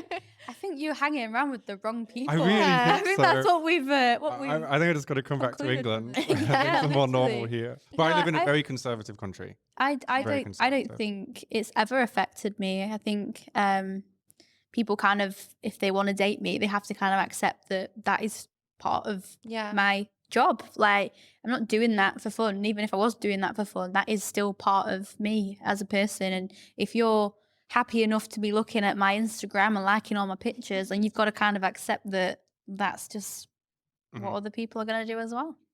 And so when there is negativity in comments, like how do you deal with that? Just pretend it's not there. Yeah. Just I don't ignore it. You just have to switch off. Like, Yeah. I remember before all this boxing and I started getting like more followers, I didn't get that many hate comments. I did on TikTok, but on like Instagram and stuff, like it was okay. And then as soon as I started getting like more popular, Twitter is awful. Like Twitter for me now is awful, especially after my last fight. Like I just can't look. I genuinely can't look. People making memes of you, like it's fucking awful. And I was like, I'm just gonna zone it out and not read them, because when I read them, I get anxious and I get upset. So I'll just not look, and then it's not actually technically it's not there. So that's kind of how I deal with it. But TikTok, I think, is the worst. TikTok's the worst, but I feel like people are joking on TikTok. Oh, I don't No. get that vibe. No. I get absolutely hounded with it. You know, if you post like a thirst trap on TikTok and it goes to the wrong side of TikTok, oh my goodness, It's the worst. hell. Yeah. Like you are getting called from a pig to a dog, and people pick out every flaw on you, and just like then everybody jumps on the bandwagon. So then I remember once somebody said to me, bearing in mind I don't think is true, someone said I had big ears, and then literally for the next like 5 videos I post, everyone was like, look at the size of her ears. Oh my and I was God. like, you guys didn't even think this before username 256 said it. Like, stop jumping on the bandwagon. But then everybody was commenting on my ears. And I don't think I've got big ears. No. They're not big at all. And everyone was Never like, she noticed. looks like Zelda. And I was Oh like, my what God. are you talking about? Like, you're just jumping on the bandwagon because Yeah. one guy said it. So they're just like vultures, and they all just jump on each other and attack you. It's not good. But I honestly don't care anymore. My TikTok has the worst comments, but I don't know. I kind of enjoy. I just take it as the joke. But they Sometimes. say the incredibly mean things. I think someone called me a ventriloquist dummy the other Oh day. my God. Which was, I was like, thank I you. think that sometimes the best thing to do is play into it. Like, you know, that's my approach now. Yeah. If I see something that's like really nasty or really long-winded, I will literally respond to it and being like, oh, you're fun at parties. Yeah. And 9 times out of 10, I always get more likes than their comment did. Everybody jumps and sticks up for you anyway. And especially on TikTok, like if I get a really like a bad comment, but like a funny bad comment, if I respond with a video with something funny, they go viral all the time. Yeah, So literally. sometimes it actually plays like to your advantage. Yeah. I think the algorithm like prioritizes replies. Yeah, That's I think something so I noticed. too. Yeah. I've noticed if I do a reply, I think I did one not that long ago. Somebody that was like 25 stone commented on my cellulite, and I was like, What? do you want to light that candle? And then Oh, I I did saw like a that. video of it, and it literally everyone was fucking loving it, and I was like, that's the best way to deal with it sometimes, is just kind of playing into it and taking the piss. But it's sometimes you do just have to zone out, especially if you're not in the right mindset that day. I think it varies day to day. Like if I am having a bad day, the last thing I want to be doing is looking at my comments, because it's gonna make things worse. Whereas if I'm in like a really stupid, like funny mood, I'll be like, right, I want to take the piss out of someone today. I'll go look at my hate comments and see who I can rinse. But it's day to day. You have to take every day as it comes in this industry. Yeah, so I want to ask, like what qualities do you actually look for in a partner? I think funny is the main thing. Yeah. Like that is literally the main thing. Like they have to be funny. Like I could not date someone who wasn't funny, but kind and like loyal. And it sounds so cliche, but it is literally just what I look for. Like not just kind to me either, kind to other people, and is just like genuinely like a nice, happy, positive person, and just like enjoys life and yeah, just sees the good in everything. Like, I mean, I that's so like nice. Mine's literally the same. Definitely somebody that has the same banter as you. I think that's really important. There's nothing worse than when you get with someone and their sense of humor is not the same as yours, and like it just doesn't align. Especially when you make a really good joke and Yeah, no one's there to literally. enjoy And then it. no one laughs, and it's like, oh, that's a waste. Or worse, they say that's funny. Yeah, Oh. literally. Funny. But yeah, somebody that's got the same banter as you, somebody that's really kind. Like I just genuinely think kindness is like really important, and somebody that considers your feelings. Yeah. I'm a real sucker as well for like romantic stuff. Yeah. Like, do you know if I went on a date with somebody and they turned up with flowers, marry me straight away? Like, because that is like Yeah. values that don't exist anymore. I don't think it doesn't exist. I think as a man, if I showed up for a date with flowers, people would laugh at me. Do you think? Yeah, they See, think I it's would so genuinely, cheesy. you know, but, I think but Russian girl, it like kind in of can be Russia and cheesy. Ukraine, you have Yeah. to do that. It's Really? expected. Yeah, It See, should be here. it's weird not yeah, to. it should be here. I think that's really nice. Let's like, bring it back. yeah, we should Yes. bring it That's back. what- There's so many like I want to say old school, but it's not old school at all. It wasn't even that long ago. But like, there's so many old school things that like used to exist that don't anymore, which I actually love. Like I was Yeah. saying with the dating thing, meeting people online, turning up with flowers. Like flowers could be free. You could go pick flowers for me off the street. Yeah. Tie them with a piece of fucking string, bring them to my door, and I would cry. I'd be like, Yeah. that was so thoughtful. Like that's Yeah. up there Yeah. for me. If you can do something that's going to make my day better, it can be free, it can be words, like just something that's going to make my day a little bit better, then that's a really nice quality to have. Like somebody that actually thinks about you and when things that they do. Yeah, like I was in a relationship and like I got bought flowers every single week, like literally just replaced the old flowers like every time we did a weekly shop. And then just things like making me a cup of tea when I'm working and I'm stressed. I'm like just little You'd things love me like that. to use my thing. Is it? That's all I do all day. Is I'm make awful tea. at making tea. When I'm at collabs, no one lets me make a cup of tea or coffee because I'm so bad at it. So if How are you someone can make bad a at good tea? tea, that's good.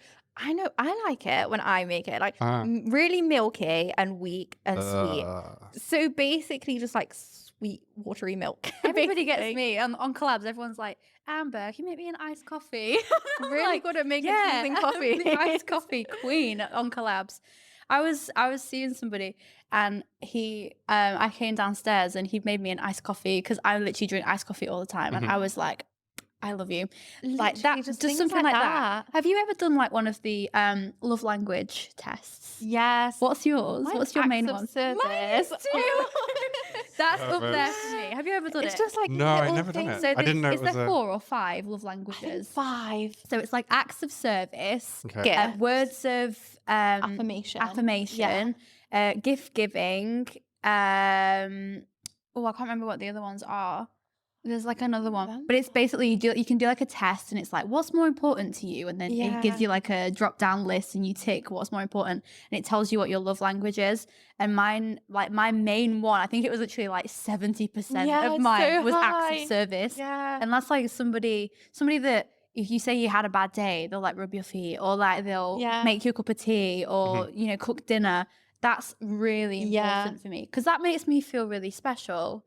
Like, and if Yeah. someone didn't do that for me, I'd be like, why do you hate me? Just the little everyday things. That's I think it's what I because love. I don't know about yourself, but I'm a very giving person. Like, Yes. if somebody said to me, I've had a really bad day, I would be thinking straight away, what can I do to make it better? Yeah. And I feel like, you know, if I was with somebody that didn't align with that and do the same in response for me, Wouldn't I'd be work. like, oh, why do I care about you way more than you care about me? Like, because I would be straight away trying to fix that and make your day better. And all this sounds so nice and reasonable. And the reason I asked is because, again, on like one of these criticisms that's thrown at strong women and strong independent women is that, oh, they're too demanding.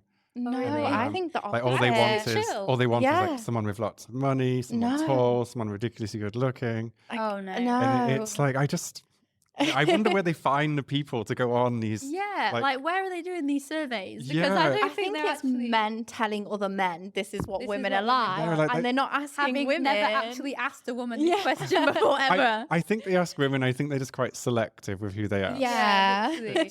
There's But a casting process. I think Because this the is just complete like opposite of nice, that. normal, just wholesome stuff, isn't Yeah, it? it It's like- is. I think like I And I work think most women so are like that. hard. Yeah, I work so hard. So like things like doing like making a meal or like just like little things to make my day easier.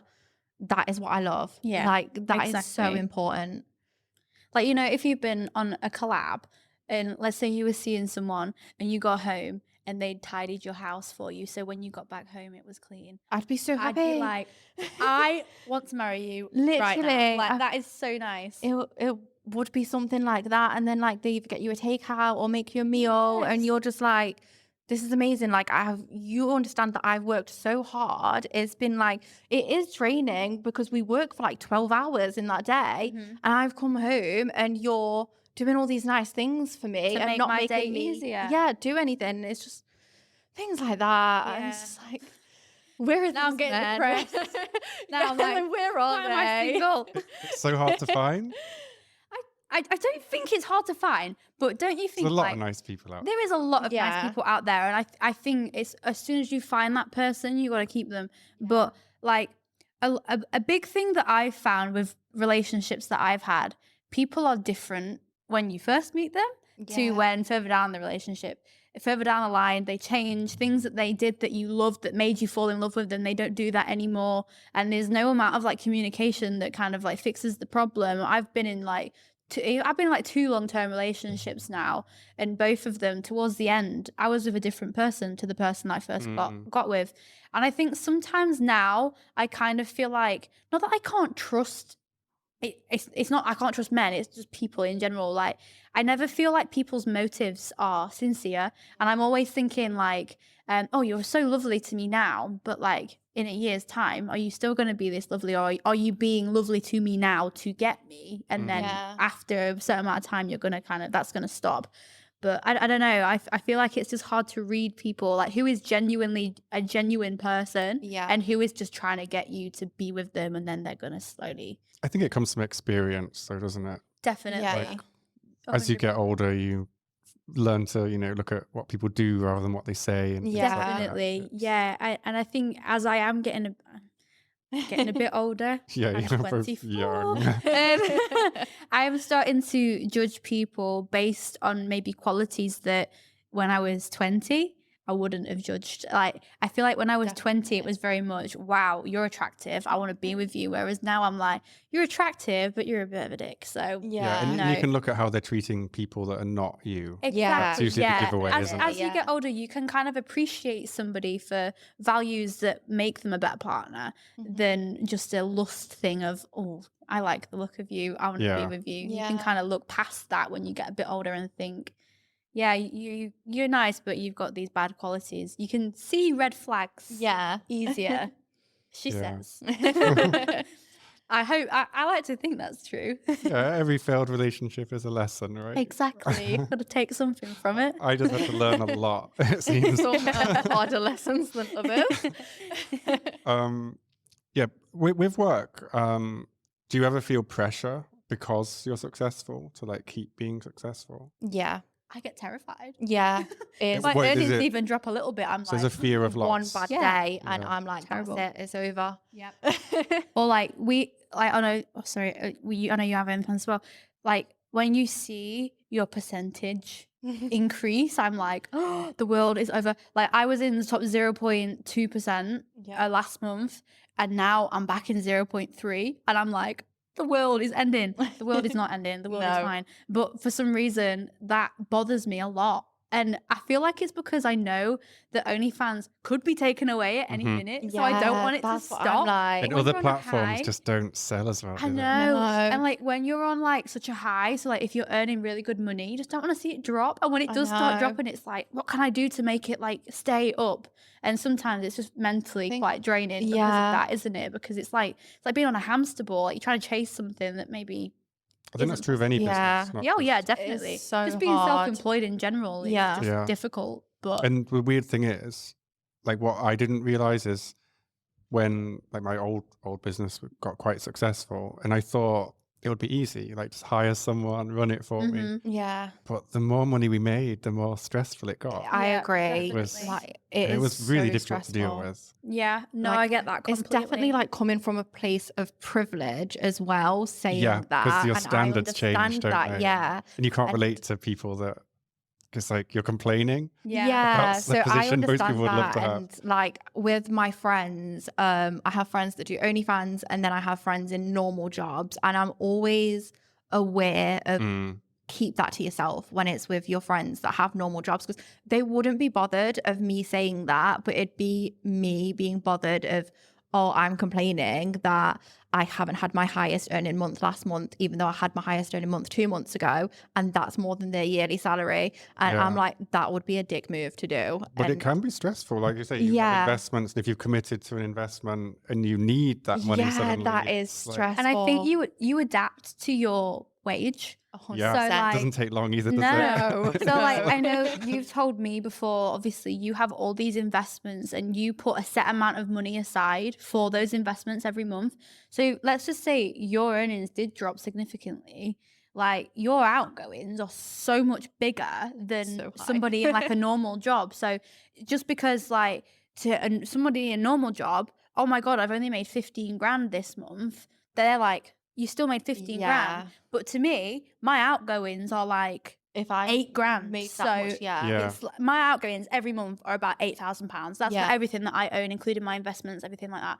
So for me, if I earn any less than 10 grand, I'm like, I've got no money. Mine That- are but that's like not true. I had to calculate mine, and it's double of yours. My outgoings are double of yours, including investments. Oh really? Yeah. See, that's what I mean. And So like if if your I- earnings even drop even a tiny bit, whilst to somebody on the outside looking in, they're like, what do you mean you only made 20 grand this month? Like what's the if big I deal? only made Yeah. That's a big deal 20 to grand you. in a month, I would be stressed Yeah. to the point of where I'd have to say to my financial advisor, we're going to have to stop the pension payment this month. And that's privilege. Like I understand that is privilege, but you get used to it so easily in this industry. And I feel like this is only something you can talk about with like I could only probably talk about this with you. Yeah. Because if I went to my friend and I was like, oh, I'm so stressed today, I've only earned 20 grand, she'd be like, I earned that in a year. yeah. And I don't like to Yeah. talk about that to people that don't earn that kind of money because it makes me feel like an arse. Yeah, Because it's like, literally. oh, I'm complaining about earning so much money. Oh, the world ending. But Yeah. to someone like you, if I talk to you about it, you can relate. it, yeah. Like, I get it. I get what you're saying. And just, I think sometimes it comes across wrong when Yeah. you say it to the wrong person. I think like 18-year-old me, if they heard some of the things that I'd said, they would have slapped me. Yeah, I would have literally. been like, you were being ridiculous.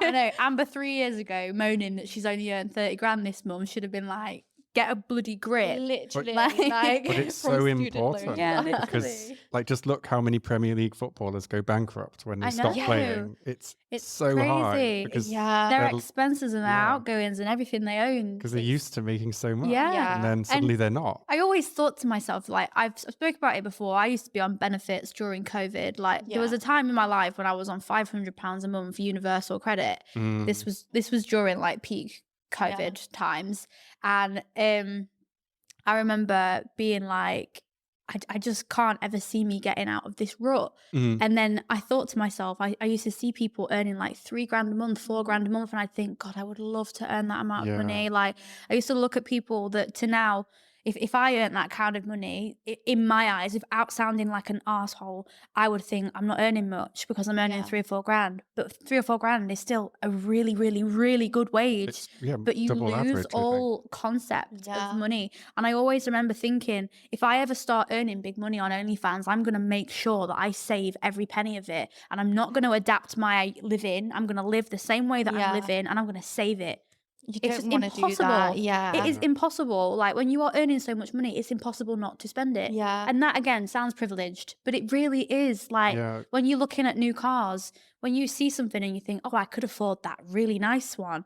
So you just do it. Yeah. And it's really difficult to live within your means. Like, I because was you do literally the adapt. same, And I wish I had more willpower to not. What's the stupidest purchase you ever made? I wouldn't say that any of my purchases are I would stupid say lots of mine. because I What? had the money at that time. So To get what? Sorry. yeah, you go. You have one. Well, first of all, I just think I spend so much money on lingerie that I don't need to spend. That's a business investment. Yeah, but it's not.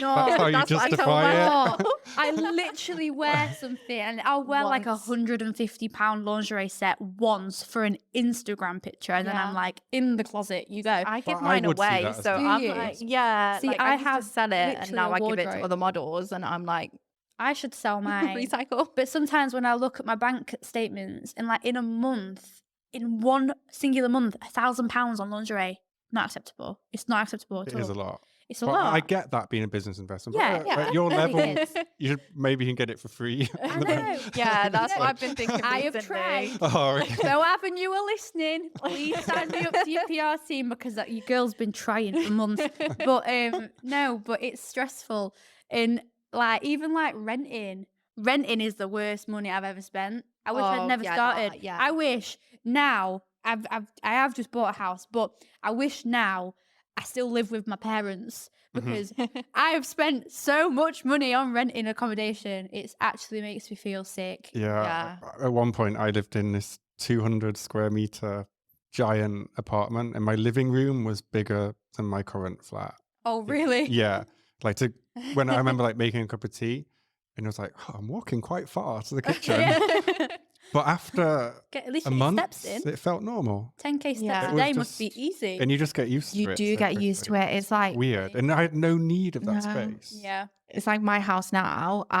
It's me and my 2 dogs, and I have a 4-bedroom house, Mm. and it feels That's not- small. Yeah. I'm like, you don't need that what? much space. I yeah. have my bedroom, I have a wardrobe room, I have a spare room, and I have a content room.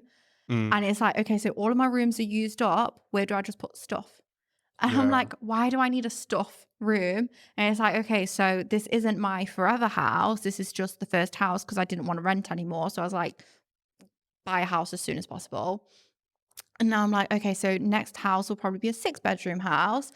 And it's Keep like, adding bedrooms. my dog's going to have like their own room or something. And Yeah, I'm my like, cats had their own why? bathroom. I remember Oh, that. really? Yeah. So cute. Well, I mean, I justified it because I needed a place to film in, right? Yeah. And I needed Yeah. and I was like, oh, and I should have like a room for models to sleep or crew or Yeah. whatever. And So you can justify anything if you talk about it long enough. yeah, because you can. I mean, I just bought a house and my credentials that all of the houses needed was through the roof. It was like needs to be in the countryside, needs to be detached, needs to have space for an extension, needs to have 4 bedrooms. Same as you. Why do I need 4 bedrooms? in one of those You do spinning need them, though. driveways, so you can always drive the car out the right way. That's what I need. And I'm like, my first house, I should be living in like a shoebox. I know. And I'm like, no, I need 4 bedrooms Need for as all well, of my need. things. Yeah. And I just definitely don't. But yeah, I'm literally the same as you. I'll be in my house like, what to put in this room? I need 5 bedrooms or 6 Literally, like, bedrooms. You just always want more. I find that with this job, you always want more. And it's just like, it's Do you just It's ever never human think nature, as well, isn't this is it? something that I think about a lot. And again, this is going to sound really, really arsey to anyone This is the most listening. privileged conversation. This is a really privileged conversation and I do apologise. But, you know, like when, for example, if we're earning 30 to 40 grand a month, Yeah. you know, when you see someone, I'm going to use Elbrook as an example. Elbrook's earning like 100 grand a month. I'm like, God, my wage is shit. Yeah. It's like, I- you look at other people Oh, that earn so yes. much money and you're like, God, why do I earn so like I know little? a girl in America, and she's making over $500,000 a month. It's Yeah, I crazy. And she has like a I just- private chef that lives in Yeah. her house and makes like the most incredible food. Really? Yeah. It's like But it's like like you're having a- always striving to Yeah. more, and you yeah. see other people like your Achieving friend what you or want. like Elle Brooke, all these girls in the top 0.0 whatever percent, Yeah. and it's like, God, I just want to do that so much. And it's like, but you actually kind of forget where you're at now. And it's like, at some point in my life, when I first started OnlyFans, my goal was, I want to have a 10K month. As soon as I start earning 10K, I will be so happy. And then I got 10K and I was like, well, now I want 20K. Yeah, and then I got 20K and then I want 30K and then I got 30K and then I want 40K. And it's like, nothing will ever be enough. No. There's always going to be another, I want more. I want See, I got 30K, you know, I wasn't even like, I want 40K. I was like, I want 50. Yeah. 40 is such a shit number. Yeah. Literally, I'm just like, why? Like, I'm so happy with my life the way that it is now. Why do I want more? More all the time. You know, it's natural. I don't think there's any business in the world that goes, oh, this is enough money. No, that's not here. Yeah. Like Who'd be stupid enough to turn down if free you money? had that mindset, you never would have been successful in the first place. Yeah. And people don't realize that OnlyFans is a business. And they don't realize that most people that do OnlyFans, they make a couple of $100s a month. Yeah, definitely. And the girls and guys that are successful have to work really hard. Honestly. It's a 24/7 job. Like, literally, you can't even put hours on it because there is no set hours. There's no set hours at all. You're always on your phone. Yeah. Like, we've been sat doing this podcast for however long, and I'm itching to look how much money I've made since I've been here. I'm constantly I'm checking. literally, like, genuinely, it's running through my mind 24/7. Like, what if somebody's just messaged me and they're wanting a video and I'm not online to send them it? Like, it genuinely takes over your brain to a point where you are obsessed with it all the time. And I do think that might be something that has affected relationships for me, the fact that I am online all the time. Because it doesn't stop. If you're not on Instagram, you're on TikTok. If you're not on TikTok, you're on OnlyFans. If you're not on OnlyFans, you're on bloody Twitter. Like, there's always a platform to be on and people to reply to and things to send. And when you want to be authentic and you want to do it all yourself, you know, you don't want to hire assistants. Oh, you do it all yourself? Yeah, like all the messaging, like, so hard. It would be so much easier to hire an assistant, but it's like people can tell and they like the thought of talking to you. So if you want to have that personal, I think it's scammy until you're asleep and then you get guys harassing you, why didn't you send me your video?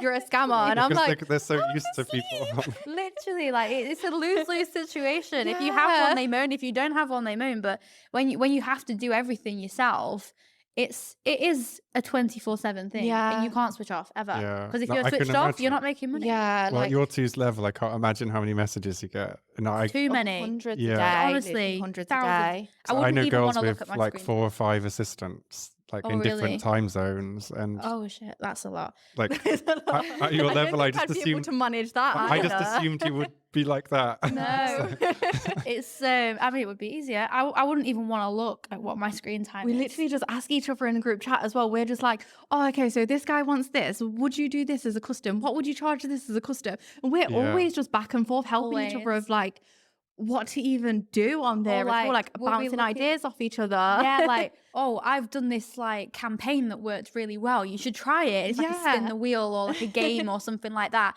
And we all just like constantly giving each other like different ideas and techniques that work really well on our page. But yeah, it's a lot. So glad I'm just selling subscriptions. Yeah. Much easier. Much easier. Yeah, I've got loads more questions, but I don't want to. I think on the strong women, I think we've done pretty much everything. Would you say? I say so. Yeah. And I think, I don't know, my personal opinion is I'm really glad we had this conversation because, I think I'd even started to like believe maybe some of the myths I was hearing because you see these women on TikTok talking in this like really demanding way, and you see all these manosphere blogs like just kind of making women out to be not that nice. Yeah. And if you don't actually have conversations with women, then you can, it's easy to think that that's the truth, isn't it? Yeah, definitely. And I think as well, like when we go back to the OnlyFans thing, like for example, if I went to a bar and I found somebody that I really like, they really like me, and we were having a chat and we didn't even discuss my wage or anything like that. If they get along with you as a person, I don't see how they should let other factors affect that. Yeah. Well, in real life, people don't like talk about how much money they make on No. when you And meet that's why them. you should learn to love somebody for who they are and not let outside factors like, oh, she earns more money than me. Oh, Yeah. she slept with 50 people. Oh, she does OnlyFans. You shouldn't let those things affect it, because if you genuinely like that person for, she makes me feel good, she's really kind, she's really caring, she's really funny, that's all that matters. That's what you want in a partner. It doesn't matter how many people she slept with. If she's a nice person and she makes you feel good, then that's your person. And there's also a lot of this talk with, you know, it's often people that claim to be high value men, Oh, yeah. which is my pet hate. But if you look at genuine high value men, they tend to marry pretty strong women Yeah. that are Actually. successful in their own Yeah. right. And that they're not intimidated by them, but it's No. only the podcasters Self-proclaimed and high value men are not high value men you from don't really our see like perspective. Elon Musk going like, oh, but she's a hoe. Yeah. It's like, You know, my favorite thing is when men that are broke are like, oh, I hate gold diggers. Who are you talking to? You got Where's no the gold to gold? dig, mate. that's why they hate them. Literally. It's a jealousy thing. I see it all the time and I'm like, bro, those girls are not coming for you. Don't worry. You've got nothing to worry about. I remember when I first made good money, I thought, this is it. I'll like go into a bar and suddenly the gold diggers are just seeking me out. And I was like ready for it. And I was like, oh, where are they? Where are the gold diggers? I'm not even sure gold diggers Maybe are if I like, wave some money around, they'll come. Yeah. They actually would, though. I'm not even joking. I used to work in a club as like a bottle girl doing table service. yeah. And the girls would hang around the tables of the men, and we would serve like footballers, rappers. We had KSI in once. Mhm. So it was like the girls would just be hanging around. Like, not all the Yeah. girls. Like, when I went to that club, I would stay away from the tables. But that's because more like the power of celebrity, isn't it? Than the power of money. Like they're not hanging around the old man's I think, like, table. they are. Oh, they are. They okay. are. Okay, make that funny. We had guys. regular customers who were like quite older guys, and they would have the biggest package, like £1,000 package. And the girls would go there all the time. They would know what the £1,000 package looks like because they're there every weekend, like spotting them out. And they would go to the tables of guys and they'd hover, and like us as waitresses, we would laugh at this. We Yeah. would be like, that is sad.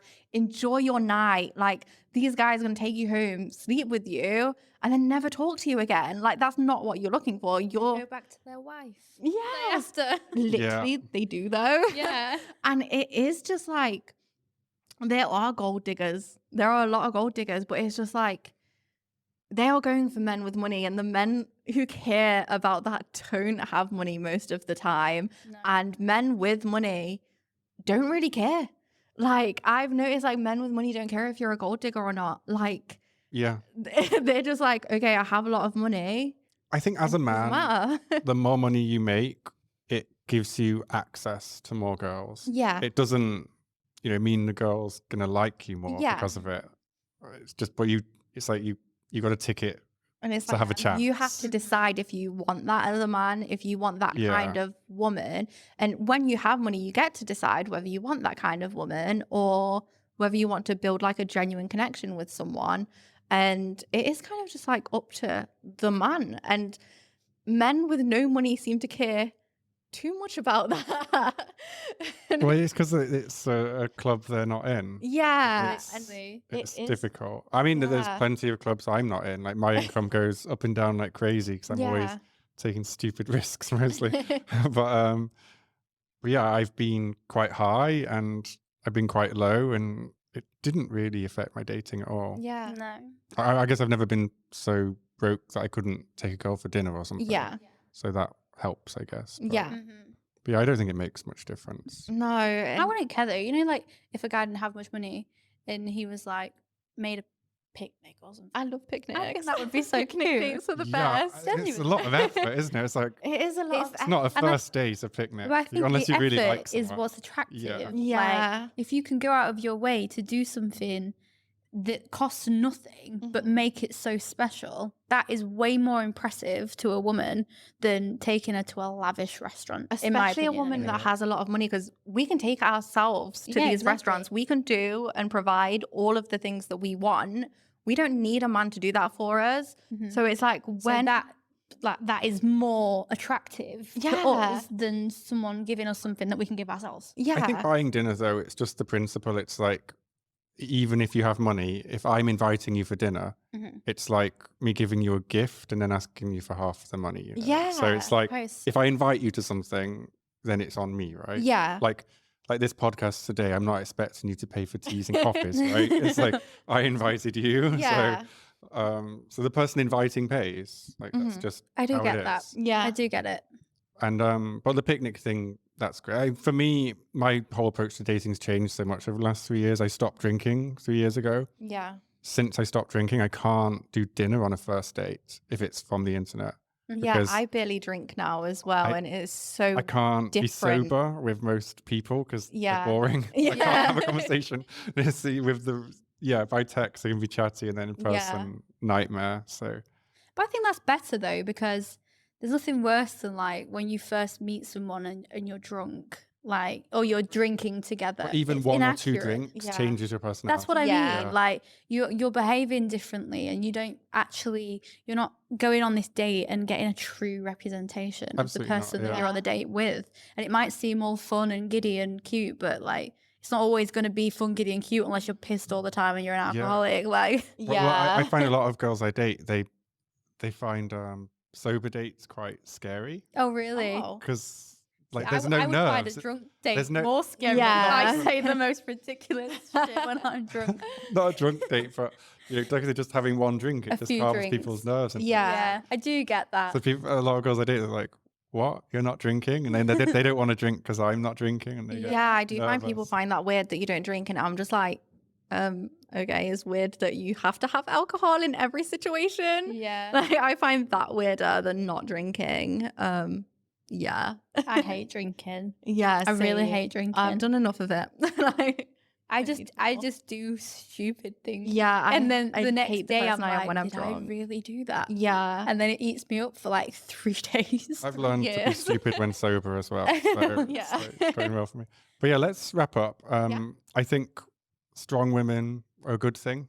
I think we can all agree that. Yeah. And like the best thing about if you date a strong woman and you're a strong man is you can be even stronger together. Exactly. Yeah. Build an empire together. Yeah. That's the best way to be. And if just one of you is strong, great. I think the problem is if like maybe none of you is strong. then Yeah. Yeah. Maybe that's the definitely. problem. I think sometimes even if one of you's strong, it's good to have that upward trajectory of, sure, well, they're doing that, so that wants me to be better as well. And Yeah. it's, you know, Couples it's kind of chain become like each other, don't Yeah. exactly, definitely. yeah. Like if you're with somebody that's a really high earner and like a really business-minded person, it's gonna like influence you to also be Yeah, better as a definitely. Yeah. person, which is better for everybody, really. Yeah. I think so. Right, well, thanks so much for coming on, and that was awesome. It is, If you want to tell people where they can find you and stuff, I'll link to everything, but Yeah. tell them where. Just my Instagram, Amirah Leia UK. And mine, I don't know what mine is. You've got loads of Instagrams, I Okay. think. I think it's like Yeah, I've got Amos.odon. about 10. You'll find me. Yeah. Yeah, I'll link to it. Yeah. Thanks so much. Thank you. That was good. That was good. Yeah.